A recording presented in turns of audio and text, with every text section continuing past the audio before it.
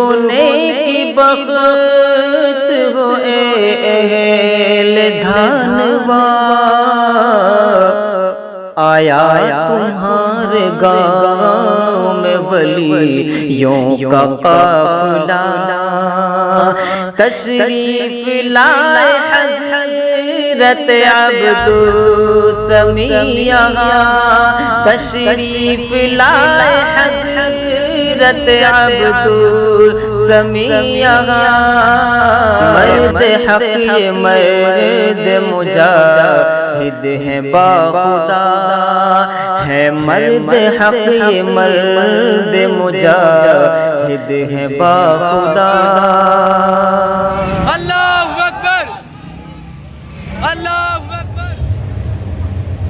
دنیا آج بھی پیاسی ہے مگر پانی تمہارے پاس ہے، اور تم نے کربلا کی طرح دنیا کو پانی دینا بند کر دیا۔ جو نظام، جو سسٹم، جو طریقہ محمد صلی اللہ علیہ وسلم لائے، ظلم اور جبر کا ہر طریقہ آپ نے ختم کر دیا۔ محض یہی نہیں کہ قتل کرنا ہی جرم ہے، آپ نے جرم کی ہر تاریخ پر قلم پھیر دیا۔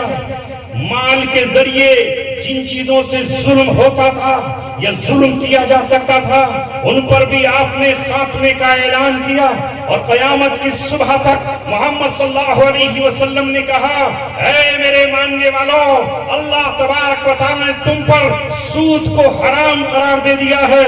یا ایھا الذین آمنوا لا تأکلوا الربا اضعافا مضاعفہ، اے ایمان والو، سود کو بڑھا چڑھا کر کے مت کھاؤ، واتقوا اللہ، اور اللہ تبارک و تعالیٰ سے ڈرو، لعلکم تفلحون، تاکہ تم کامیاب ہو جاؤ۔ آپ نے یہ کہا کہ کامیابی کی ضمانت اس میں ہے کہ تم سود سے اپنے آپ کو اور اپنے بازاروں کو پاک۔ نعرہ تکبیر، بھائی بلند آواز سے بولیں، نعرہ تکبیر۔ حضرت مولانا مفتی عبدالسمیع صاحب، حضرت مولانا مفتی عبدالسمیع صاحب، نعرہ تکبیر۔ کیونکہ سود ظلم ہے،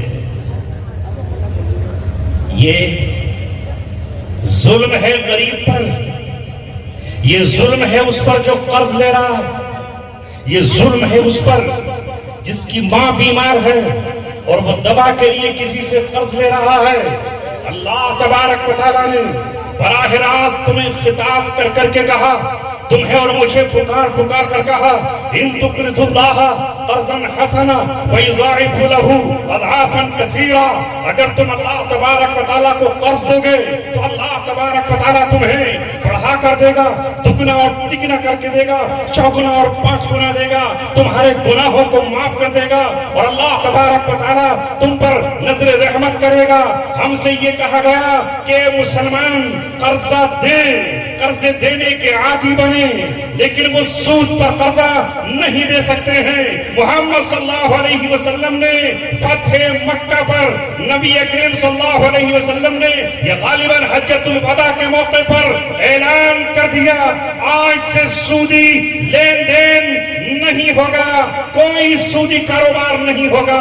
اور قرآن کریم نے کہا کہ اگر تم ایمان والے ہو، یا ایھا الذین آمنوا، اے ایمان والو، اللہ تبارک و تعالیٰ سے ڈرو، وذروا ما بقی من الربا، اور اب تک جو سودی کاروبار کر چکے ہو اس سود کے پیسے کو چھوڑ دو۔ تاریخ اور سیرت میں لکھا ہوا ہے، آپ نے اپنے چچا حضرت عباس کا ہاتھ پکڑا اور کہا، اے چچا، تمہاری رقم جو سود پر پھیلی ہوئی ہے اعلان کرو، وہ آپ واپس نہیں لوگے۔ وہ 10,000 دینار کی رقم تھی جو حضرت عباس نے چھوڑ دی اور محض اپنا اصلی کیپٹل واپس لے گیا۔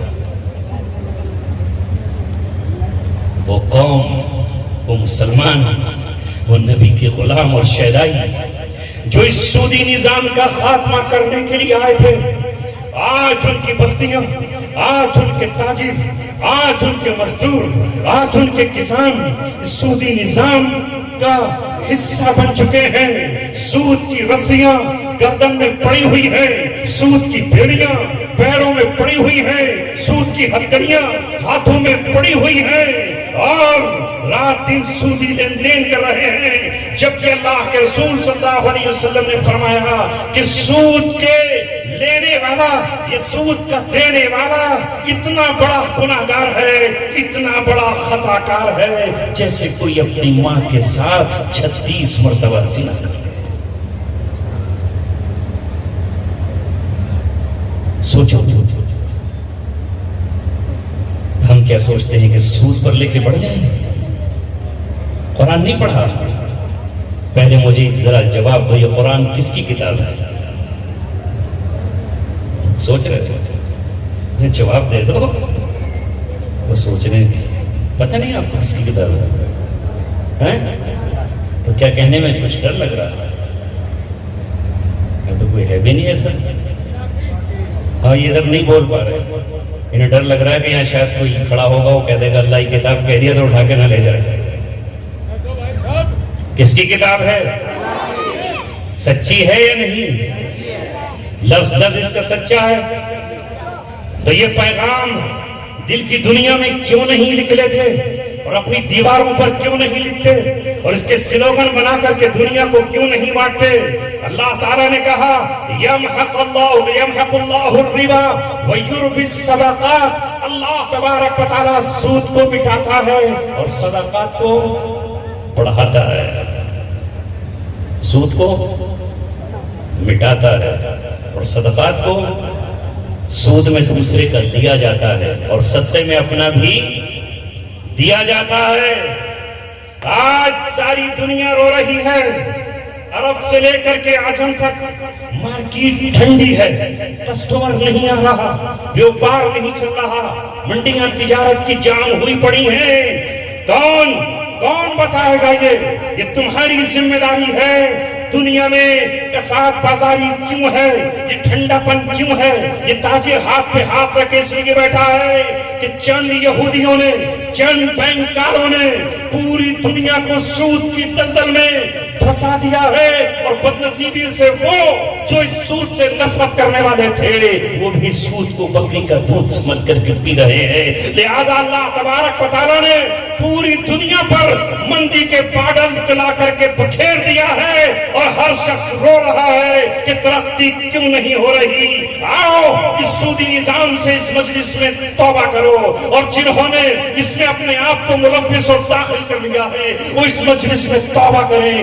جتنی جلدی ہوگا، چاہے زمین کا ٹکڑا بیچنا پڑے، چاہے بیوی کے زیور بیچنا پڑے، چاہے مجھے اپنے گھر کا ایک ٹکڑا بیچنا پڑے، میں اس سودی نظام سے باہر نکل کر محمد رسول اللہ کی غلامی میں آؤں گا، قرآن کی چوکھٹ پر سجدہ کروں گا اور اللہ تبارک و تعالیٰ سے کہوں گا اللہم بارک لنا فی اموالنا، اے اللہ ہمارے مالوں میں برکت دے دیجئے۔ وہ رب جب برکت دینے پر آئے گا تو رب دو جہاں کی قسم وہ اسماعیل کی ایڑیوں سے پانی کا چشمہ جاری کرنے پر قادر ہے، وہ حضرت موسیٰ کے عصا سے 12 چشمے پانی کے بنی اسرائیل کے دینے پر قادر ہے، وہ موسیٰ کے عصا سے سمندر میں 12 رستے بنا دینے پر قادر ہے۔ تو اے محمد کے غلاموں، سودی نظام سے اگر تم نکل کر صدقات کے نظام میں آؤ گے تو وہ تمہیں کیوں محروم کر دے گا؟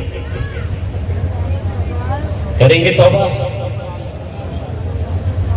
یہ بس یہی کہ جلسہ ہو گیا اور ختم نہیں، بستی کے بستی ہے۔ محمد رسول اللہ سے محبت اس وقت ہوگی جب آپ ان کی سیرت پر چل کر دکھاؤ، عمل کر کے دکھاؤ، پیٹ پر پتھر باندھنا پڑے یا درختوں کی چھالیں کھا جانا پڑے یا درختوں کے پتے ابالنا پڑے، سوکھے ہوئے چمڑے کو ابالنا ہی کیوں نہ پڑے، مگر جسے میرے رب نے حرام کہا ہے، میرے قرآن نے ناجائز کہا ہے، میرے نبی نے ناپاک کہا ہے، میں کبھی اس کے قریب تک نہیں جاؤں گا۔ پھر دیکھیے بادل تمہاری کھیتیوں پر برسیں گے اور زمینیں تمہارے لیے سونا اگلیں گی۔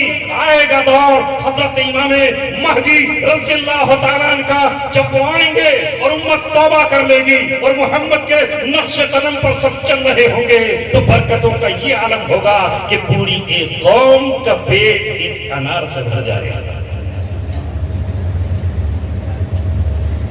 ایک طرف ہے سود کا نظام اور دوسری طرف ہے زکوٰۃ کا نظام. ان کے یہاں سود ہے، ہمارے یہاں زکوٰۃ اور صدقات کا نظام ہے. آج یہ امت زکوٰۃ نکالنے کو تیار نہیں ہے. زکوٰۃ اس کے لیے تاوان ہے، زکوٰۃ اس کے کاندھوں پر بوجھ ہے. اللہ تبارک و تعالیٰ نے قرآن مقدس میں حکم زکوٰۃ کو نازل فرمایا، اور قرآن کی جہاں جہاں تاکید میں نماز کے قیام کا حکم ہے، اقیم الصلاۃ اسی کے ساتھ ہے وآتوا الزکاۃ، اقیم الصلاۃ وآتوا الزکاۃ. نماز کے ساتھ روزے کا حکم نہیں ہے، نماز کے ساتھ حج کا حکم نہیں ہے، نماز کے ساتھ اگر ذکر ہے تو زکوٰۃ کا ذکر ہے. مگر اس امت نے نماز کو تو تھامے ہوئے ہے، مسجدیں نماز کے لیے قائم ہیں، بن رہی ہیں، صفیں ہیں، امام ہیں، نماز کی محنت ہے، گھر گھر محنت ہے، در در محنت ہے. اگر محنت نہیں ہے، فکر نہیں ہے، کوئی چبھن نہیں ہے، کوئی پڑھن نہیں ہے، دل میں کوئی کسر نہیں ہے، تو وہ زکوٰۃ کے لیے نہیں ہے. تم بھی انہی قوموں کی طرح ہو جو مال سے مال کی محبت کرتے ہیں، مال کی پرستش کیا کرتے ہیں، مال کو کچھ سمجھ کر کے اس کی عبادت کیا کرتے ہیں. کیا ان میں اور ہم میں فرق ہے؟ رب دو جہاں کی قسم، یہ زکوٰۃ محض تمہارے مسلمان غریبوں کا حق ہے. یہ 8 مصرف ہیں قرآن میں. بتا کر جا رہا ہوں تمہیں، سورہ توبہ کی آیت نمبر 60. اپنے عالموں سے کیوں نہیں پوچھتے، امام سے کیوں نہیں پوچھتے، مؤذن سے کیوں نہیں پوچھتے، برابر میں گنگو جا کر کے مفتی خالد سے کیوں نہیں پوچھ لیتے، میزان الرحمان سے کیوں نہیں پوچھ لیتے زکوٰۃ کا مسئلہ کیا ہے؟ ہمیں بتائیے. جب بھی اس زکوٰۃ کو روئے زمین پر زکوٰۃ دینے والوں نے ادا کیا ہے، خدائے ذوالجلال قسم جس کے قبضے میں زمین و آسمان ہے، 5 سالوں کے اندر غریبی ختم ہو گئی ہے، غریبی مٹا دی گئی ہے. جو زکوٰۃ دیتا تھا وہ زکوٰۃ دینے والا ہے. نعرہ تکبیر حضرت مولانا مفتی عبدالسمیع صاحب، نعرہ تکبیر. یہ زکوٰۃ تو فرض ہے، اس کے علاوہ بھی آپ کو خرچ کرنے کا حکم ہے. مگر میں آپ کے سامنے کیا کہوں اور کس طرح بیان کروں کہ آپ کے دل کی دیواریں اور دروازوں پر جو تالے ہیں وہ کھل جاتے ہیں. 100 روپے میں 2.5 روپے کیا زیادہ ہے؟ مگر کیا آج لٹتے ہوئے مکان ہمیں نظر نہیں آتے، روتی ہوئی بیوائیں نظر نہیں آتی، فریاد کرتے ہوئے بوڑھے نظر نہیں آتے، نہیں نظر آتے، اس لیے کہ آنکھیں ہماری دل کی اندھی ہو چکی ہیں. لا تعمل ابصار، آنکھیں اندھی نہیں ہوتی، وہ دل اندھے ہوتے ہیں جو سینوں میں. ولیکن تعمل قلوب التی فی الصدور، وہ دل جو سینوں میں ہیں وہ اندھے جب ہو جائے تو ہمیں نظر نہیں آتا. اے میرے عزیزوں، میں کچھ نہیں کہنا چاہتا آپ سے، نہ تڑپنے کی اجازت نہ فریاد کی، گھٹ کے مر جاؤں یہی مرضی میرے سیاد کی. بتاتے کسے اپنی مجبوریاں، رہ گئے جانبے آسماں دیکھ کر. مسلمانوں کے پاس ایسا نہیں کہ دولت نہیں ہے، سرمایہ دار نہیں ہے، مگر یہ دولت خرچ ہو رہی ہے بیٹے کی شادی پر، پھلجھڑیاں چھوڑنے میں، پٹاخے چھوڑنے میں، ناچنے گانے والے مسخروں کو دینے میں، ڈھولک کی تھاپ پر آواز لگانے والے، قبان پر، ہجڑے پر، زنخے پر، حرام کاری کرنے والے پر پیسہ خرچ ہو رہا ہے. لیکن مسجد کی دیواروں پر جھولی پھیلاتی ہوئی بیوہ نظر نہیں آتی. کسی کا مکان سرکاری زمین پر تھا، غربت نے اسے اتنی جگہ نہیں دی کہ وہ اپنا گھر، اپنا کھیت اس کے پاس ہوتا، اپنی گلی میں وہ اپنا مکان بنا پاتی. سرکاری زمین پر اس نے اپنا گھر بنا لیا. حکومت آئی، اس کا لب و لہجہ بدل گیا، اور اس کا طرز زندگی بدل گیا. حکومت آئی اور اس نے اس مکان کو ڈھا کر کے بلڈوز کر دیا. مکان ڈھہ گئے، بیوائیں کانپ رہی ہیں، خدا اور رسول کا واسطہ دیتی ہیں، سڑک پر آ گئے. کون ہے انہیں بسانے والا؟ حکومت کا حق تھا کہ اس نے انہیں اپنی زمین سے بے دخل کر دیا. عدالت کا فیصلہ تھا کہ زمین حکومت کی ہے، ہمیں دے دی جائے، ہم اس پر کچھ نہیں کر سکتے. لیکن اے مسلمانوں، تمہیں آگے بڑھ کر یہ کہنا چاہیے تھا کہ ہمیں اللہ تبارک و تعالیٰ نے زمین دی ہے، جائیداد دی ہے، ہم اپنی زمین اس بیوہ کے نام کرتے ہیں. تب تم محمد رسول اللہ کو کل قیامت میں منہ دکھانے کے قابل ہو، ورنہ اس لائق نہیں ہو کہ تمہیں محض آج یہاں بیٹھ جانے پر جنت کی طرف جانے کا موقع ملے یا جامع کوثر تمہارے ہاتھوں میں تھمانے نہیں دے سکتے. جب لٹا پٹا قافلہ مکہ معظمہ سے مدینہ منورہ پہنچا، تن پر محض کپڑے تھے، اونٹ مکہ میں تھے، گھوڑے مکہ میں تھے، باغ مکہ میں تھے، سونے اور چاندی اور جواہرات جو کچھ بھی تھا وہ مکہ میں تھا. صہیب رومی سب کچھ چھوڑ کر چلے گئے تھے. صدیق اکبر محض 6,000 روپیہ لے کر گئے تھے اور کسی کے پاس کچھ نہیں تھا. تم جس نبی کی بات کرتے ہو اور جس کے بارے میں یہ کہتے ہو وہ رحمت للعالمین ہے، جس کی شان قرآن میں بیان کی ہے، اس نے مکہ میں پہنچتے ہی مکے والوں کو مدینے والوں کا بھائی بنایا تھا اور انہوں نے اپنی زمینیں اور باغات ان مکے والوں کے آنے والوں کے لیے آدھی آدھی بانٹ کر کے دے دی تھی. نعرہ تکبیر، شان صحابہ، حضرت مولانا مفتی عبدالسمیع. یہ کچھ حضرات ہیں جن کے لیے دعا کے لیے کہا ہے. اے اللہ، جس نیت سے جس ارادے سے ان حضرات نے ان کی دعا کی درخواست کی ہے، اس مجمع کا میں آپ کو گواہ بنا کر آپ سے اس مجمع کا واسطہ دے کر دعا کرتا ہوں کہ اے اللہ، جن کی مغفرت کی دعا کی گئی ہے انہیں معاف فرما دیجیے، جو بیمار ہیں ان کو شفا دے دیجیے، اور جو پریشان ہیں ان کی پریشانیوں کو دور فرما دیجیے. بات یہ چل رہی تھی کہ آج ہم نے اللہ کے رسول کے فرمان سے اور قرآن سے خود بغاوت کی ہے.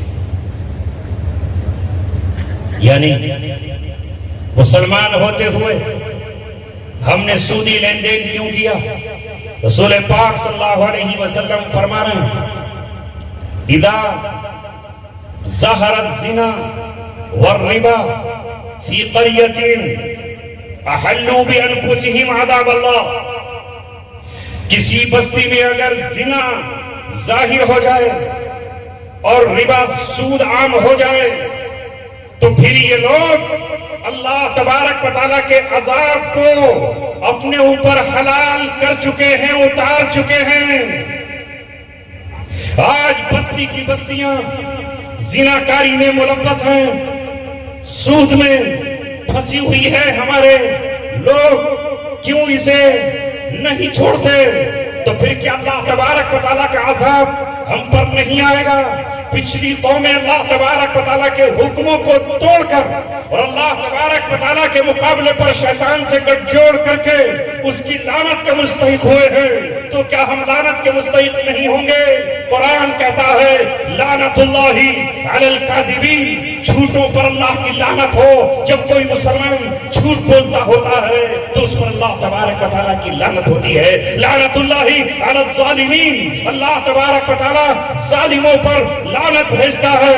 لہذا ہم میں سے جب کوئی کسی پر ظلم اور ستم کر رہا ہوتا ہے تو اللہ تبارک و تعالیٰ کی طرف سے ہم پر لعنت ہوتی ہے. رسول اللہ نے فرمایا لعن اللہ المتشبہین والمتشبہات، اللہ تبارک و تعالیٰ لعنت بھیجے ان مردوں پر جو عورتوں کی مشابہت اختیار کرتے ہیں اور ان عورتوں پر جو مردوں کی مشابہت اختیار کرتی ہیں. کیا آج مرد عورت بننا نہیں چاہ رہے اور کیا عورتیں مرد بننا نہیں چاہ رہی؟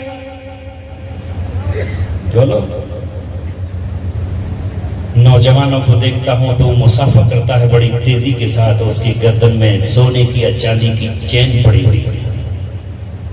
کیوں؟ عورت کی مشابہت جو اختیار کرنا چاہ رہا ہے.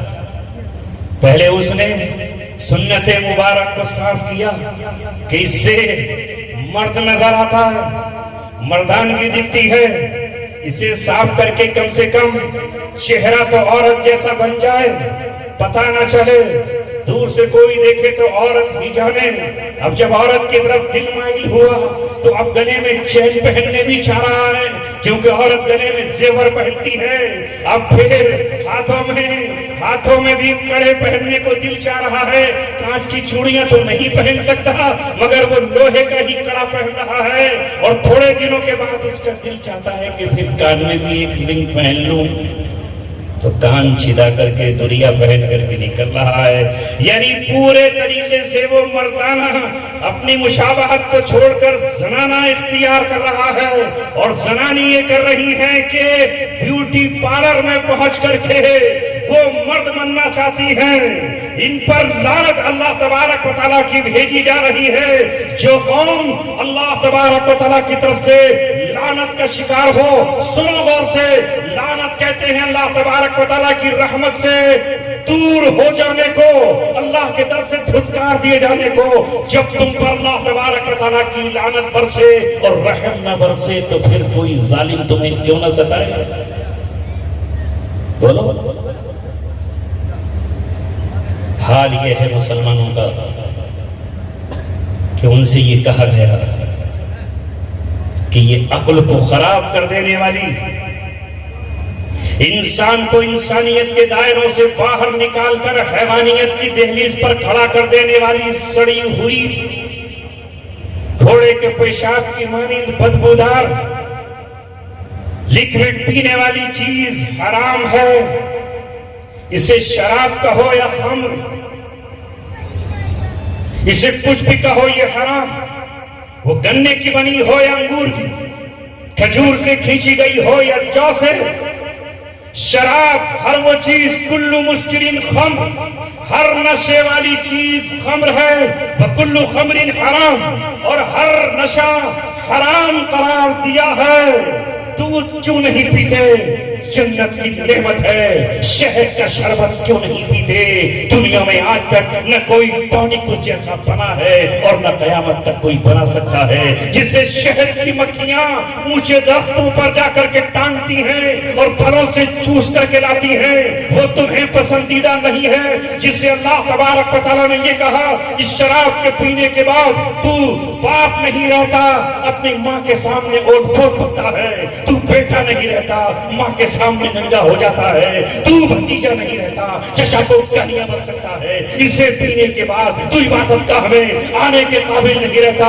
اسے چھوڑ دے، چند دنوں کے لیے، چند سالوں کے لیے، چند گھنٹوں کے لیے، جب تیری موت آئے گی تو تیری موت کے بعد جنت کی حور جنت سے شراب طہور لے کر تیرے پاس کھڑی ہوگی اور کہے گی آ میرے شوہر، آ میرے محبوب، آ میرے دلور، آ میرے سرتاج، تو نے دنیا میں اس شراب سے اپنے ہونٹوں کو بچایا تھا، میں جنت کی رب کی تیار کردہ شراب طہور لے کر آیا۔